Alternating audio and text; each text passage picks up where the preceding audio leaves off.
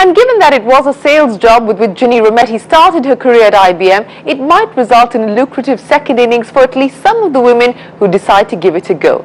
Now, from one of the tech world's oldest giants, let's look at what one of the new age majors is doing.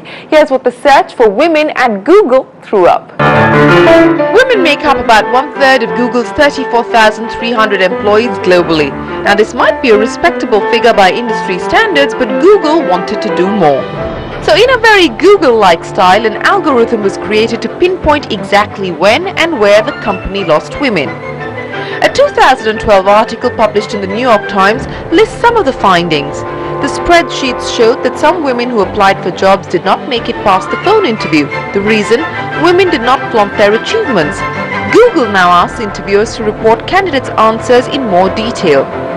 Google also found that women who turned down job offers had interviewed only with men. So now a woman interviewing at Google meets other women during the hiring process. The Google spreadsheet also found that once hired, women in technical positions were not being promoted at the same rate as men.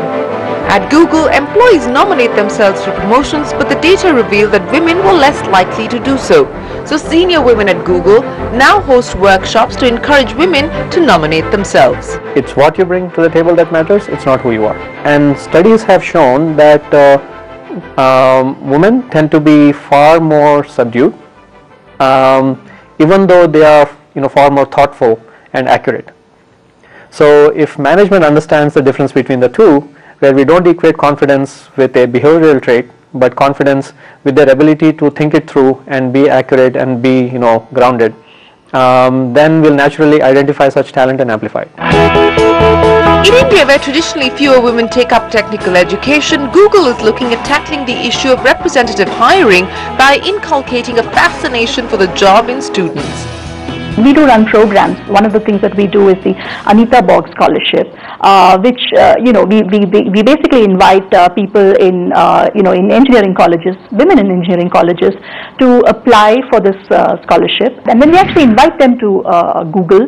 We spend a whole day talking about our technologies, the kind of work we do, and it just kind of motivates them and makes them realize that there are a lot of people who are doing extremely well in IT careers in places like Google. After 5 years of doing this, in engineering colleges, our spread has increased, and we're actually able to reach out to really smart women engineers, and we've been able to hire them, either as interns or as full-time employees.